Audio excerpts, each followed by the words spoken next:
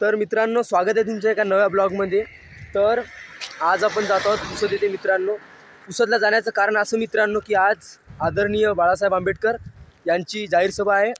तर मित्रांनो, ही जाहीर सभा त्यांनी ओबीसी SC ST आरक्षण बचाव यासाठी यात्रा काढलेली आहे मित्रांनो। आणि आज त्यांचं आगमन पुसद येथे आहे। तर आज आपण पुसदला जाणार आहे मित्रांनो। तर आता आपण मित्रांनो थोड्याच वेळात इथून निघणार आहे। मित्र वगैरे येणार आहे आपले आणि आपण इथून गेल्याच्या नंतर भेटू मित्रांनो आपण पुसदमध्ये गेल्याच्या नंतर।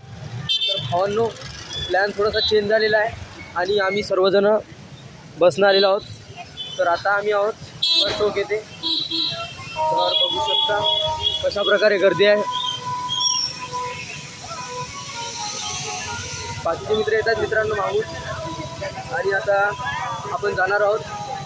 बघू शकता खूप अत्यंत गर्दी इथं अशा प्रकारे जमलेली आहे। आता आपण दाखवणार तुम्हाला समोरचा व्ह्यू कसा आहे ती। ब्लॉग नक्की शेवटपर्यंत बघा तुम्ही, खूप इंटरेस्टिंग ब्लॉग आहे। तर गाईज बघू शकता आता आम्ही आलो आंबेडकर चौकमध्ये। बघू शकता कशा प्रकारे ते व्ह्यू आहे। तर बघा मित्रांनो, व्ह्यू बघा, व्ह्यू फुल जल्लोष।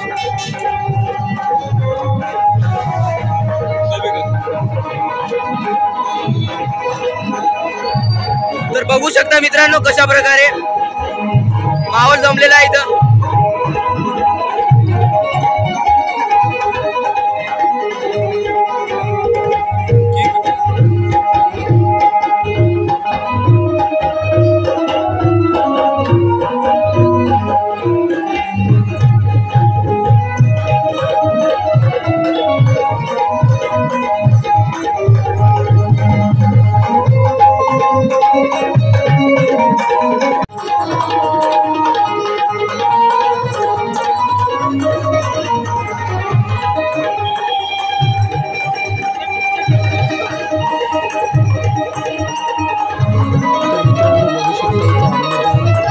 त्यांनी असा प्रोग्राम ठेवला होता आणि बघू शकता कशा प्रकारे ते त्यांनी मसाले भात वगैरे वाटप केलेला आहे आणि त्याचा आनंद खूप साऱ्या लोकांनी घेतला मित्रांनो।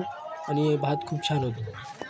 तर मित्रांनो, साहेबांना थोडा वेळ होता त्यामुळे त्यांनी इथं गीत गायन असं म्हणजे या प्रकारे इथं कार्यक्रम ठेवला होता भजनाचा वगैरे। तर खूप छान प्रकारे तिथं भजनं चालू होती आणि आम्ही त्या भजनाचा आनंद घेत साईडला थोडं बसलो होतो मित्रांनो। आणि तुम्ही पण आनंद घ्या मित्रांनो या भजनांचा।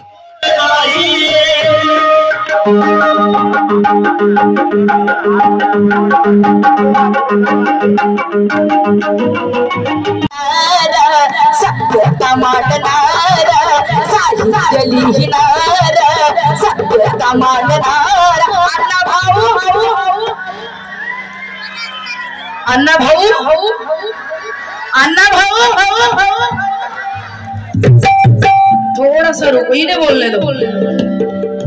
आप बोलाल तर गाणं खऱ्या अर्थाने सक्सेस होणार आहे। एका आवाजात बोलायचंय, परत बोलते मी। साहित्य लिहिणार सत्यता मांडणार साहित्य लिहिणार सत्यता मांडणार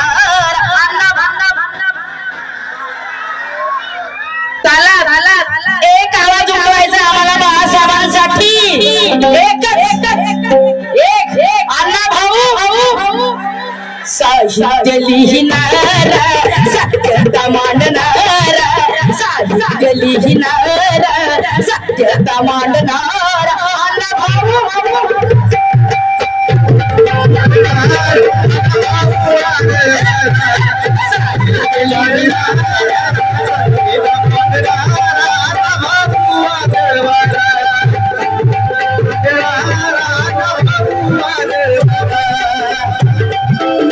थोड़ी थोड़ी जागा सोडा, थोड़ी थोड़ी जागा सोडा।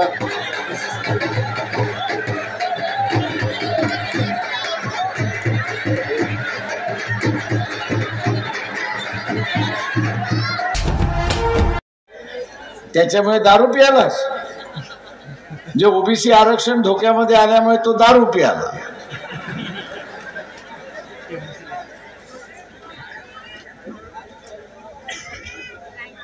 मित्रो,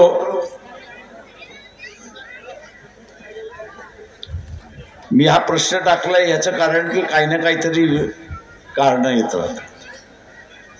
तसंच आपण असणाऱ्या आपल्या चुका झाल्या की काही ना काहीतरी कारण शोधत असतो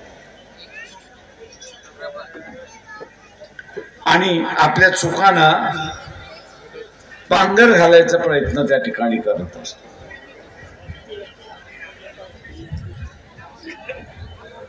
पांघर घालायचा प्रयत्न त्या ठिकाणी करत असतो.